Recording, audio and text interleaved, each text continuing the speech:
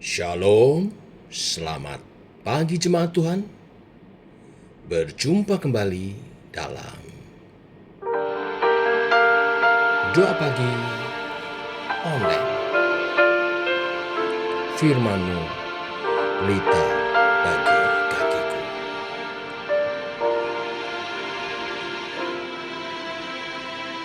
Firman-Mu, pelita bagi kakiku, terang bagi jalanku.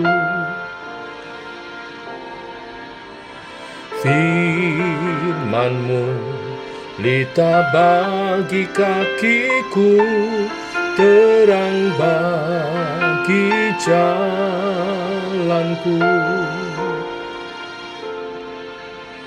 Waktu ku bimbang dan hilang jalanku, tetaplah Kau di sisiku, dan takkan ku takut asal Kau di dekatku, besertaku selamanya.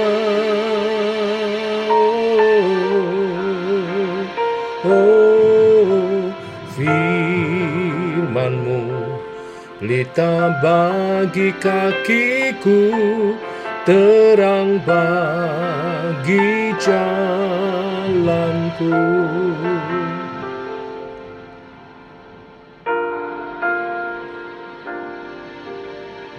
Firman-Mu, pelita bagi kakiku, terang bagi jalanku. Firman-Mu, pelita bagi kakiku, terang bagi jalanku.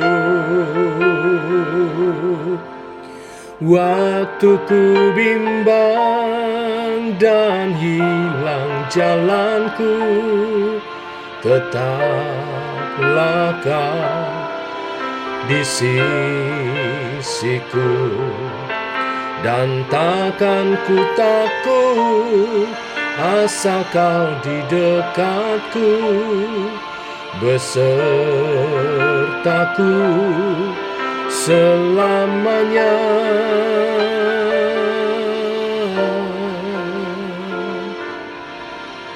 Firman-Mu, pelita bagi kakiku, terang bagi jalanku.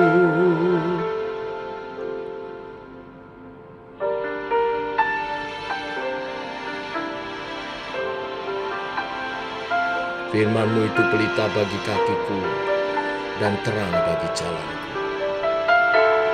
Mazmur 119 ayat 105.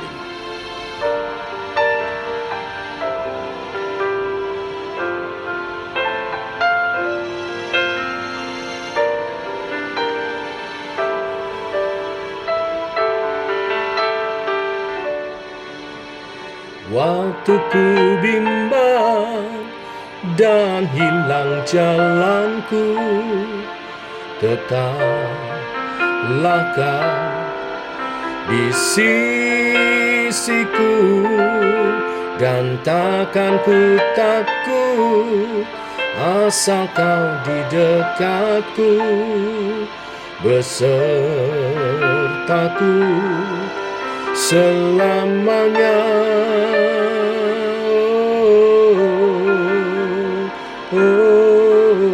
Firman-Mu, pelita bagi kakiku, terang bagi jalanku, terang bagi jalanku.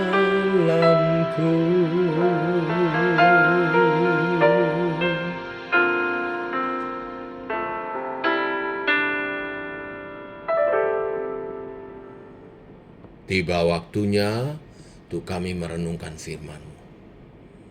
Firman-Mu lah suluh dan terang bagi jalan kami. Berfirman Tuhan, terangi jalan kami, tuntun langkah kami. Dalam nama Tuhan Yesus Kristus. Amin. Bapak Ibu, kita lanjutkan renungan firman Tuhan pada pagi hari ini. Galatia pasal 3 ayat 24 sampai 29. Demikian firman Tuhan.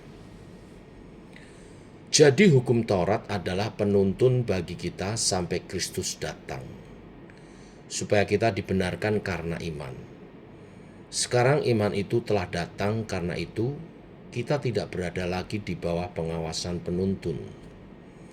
Sebab kamu semua adalah anak-anak Allah karena iman di dalam Yesus Kristus. Karena kamu semua yang dibaptis dalam Kristus telah mengenakan Kristus. Dalam hal ini tidak ada orang Yahudi atau orang Yunani, tidak ada hamba atau orang merdeka, tidak ada laki-laki atau perempuan, karena kamu semua adalah satu di dalam Kristus Yesus. Dan jikalau kamu adalah milik Kristus, maka kamu juga adalah keturunan Abraham dan berhak menerima janji Allah. Amin. Sampai di sini pembacaan kita. Bapak Ibu, di jemaat Galatia yang terdiri dari dua macam jenis kelompok, yaitu jemaat orang-orang Yahudi dan juga jemaat non-Yahudi. Jadi di Galatia ini gerejanya, jemaatnya campuran. Terjadi perdebatan. Ada yang berpendapat bahwa percaya Yesus saja tidak cukup, harus plus Taurat juga. Maka jemaat-jemaat non-Yahudi didorong untuk mentaati Taurat dengan bersunat dan juga tuntutan-tuntutan yang lain. Rasul Paulus menjelaskan hubungan Taurat dengan Injil. Yang pertama, Paulus menjelaskan fungsi Taurat dalam Injil adalah menuntun menuju Kristus. Ayat 24-25. Jadi hukum Taurat adalah penuntun bagi kita sampai Kristus datang. Kata penuntun pakai kata paidagogos. Paidagogos itu artinya seorang budak Romawi atau pelayan Romawi yang bertugas mengawal anak daripada tuannya setiap kali mau pergi ke sekolah. Tugasnya cukup berat karena dia harus mengawasi anak ini sampai selesai sekolah. Dia bahkan diberi hak untuk memukul, mengingatkan anak ini kalau keluar dari tujuannya. Tetapi kalau sudah sampai ke sekolah ketemu dengan gurunya, tugasnya selesai. Nah, itu gambaran Taurat kepada Injil. Tugas Taurat ada 3 bagi kita umat Tuhan. Yang pertama seperti cermin yang menunjukkan dosa. Roma 3 ayat 20. Kalau kita salah jalan, bengkok-bengkok, Taurat menjadi patokan. Lalu yang kedua menjaga supaya kita ada batasan, kita sampai kepada iman yang akan datang. Lalu yang ketiga sebagai guru yang menunjukkan bahwa kita butuh penebus. Tetapi setelah kita ketemu sang guru, kita tidak lagi berada di bawah hukum Taurat, pengawasan penuntun lagi. Seperti ayat 25 katakan, tetapi sekarang kita tidak berada lagi di bawah pengawasan penuntun. Mengapa? Karena kita telah menerima Injil Kristus. Kristus sudah datang. Maka kita sudah sampai seperti pengawal tadi, mengawal anak tuanya, sudah sampai di sekolah. Maka tugas pelayan tadi selesai. Ketemukan anak itu dengan gurunya. Selanjutnya urusan anak itu dengan gurunya. Nah, jemaat Galatia banyak yang salah paham. Mereka jadi percaya tapi masih hidup di bawah pengasuh. Takut kalau salah melanggar Taurat ini dan itu. Ya, tentu kita tidak ingin melanggar, tapi hidup dalam ketakutan melanggar Taurat itu salah. Kita hidup dalam anugerah Tuhan. Kita hidup dalam kasih karunia kepada Kristus. Kita sudah ada di tangan Kristus. Kita hidup dalam kasih karunia-Nya. Kita tidak hidup dalam aturan-aturan lagi, tetapi kita hidup dalam nilai kerajaan Allah karena kasih karunia Kristus. Ayat 26-27. Sudah sampai pada Kristus, kita diberi identitas baru sebagai anak-anak Allah. Ayat 26. Sebab kamu semua adalah anak-anak Allah karena iman di dalam Yesus Kristus. Kata anak ini pakai kata huios, bukan teknon. Kalau teknon itu anak kecil, tapi kalau huios itu anak dewasa yang punya hak waris. Nah, kalimat di ayat 26 ini pakai kata huios. Kita ini anak-anak dewasa yang sudah berhak mewarisi segala janji di dalam Yesus Kristus Tuhan dan Juru Selamat kita. Ayat 27, karena kamu semua telah dibaptis dalam Kristus, telah mengenakan Kristus. Baptisan itu gambaran kita ganti baju. Identitas yang lama ditanggalkan, kita pakai identitas yang baru sebagai anak Tuhan yang telah dewasa di dalam Kristus. Jadi tidak ada lagi perhambaan. Semua jadi sama di hadapan Tuhan. Semua anak-anak Allah yang memiliki hak waris yang sama.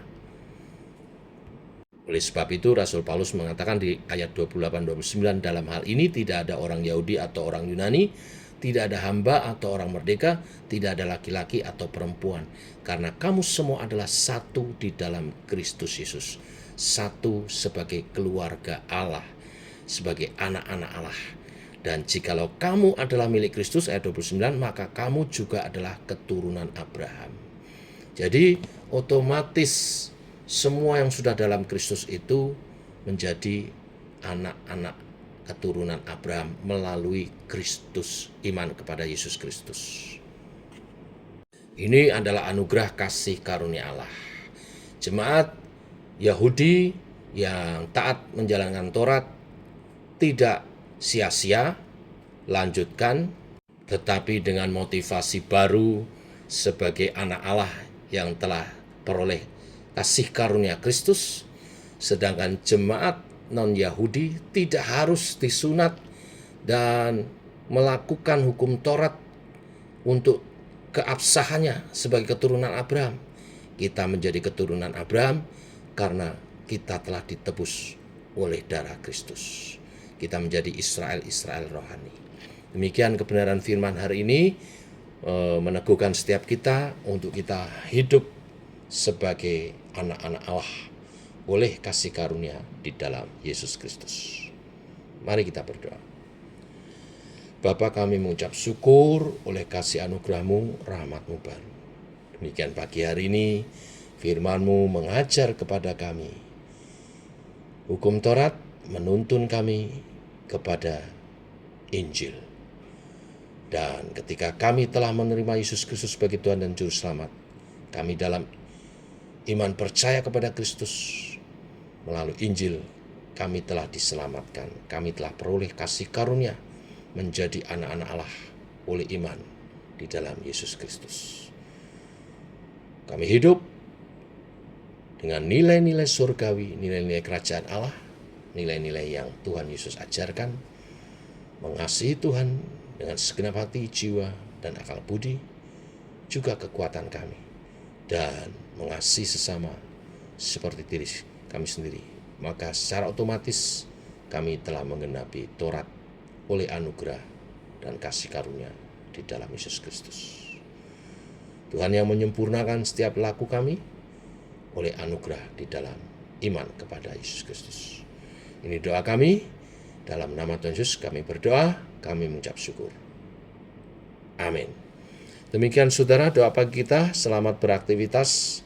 dalam kemuliaan Tuhan, dalam kasih dan anugerah-Nya. Hidup memuliakan Tuhan. Shalom.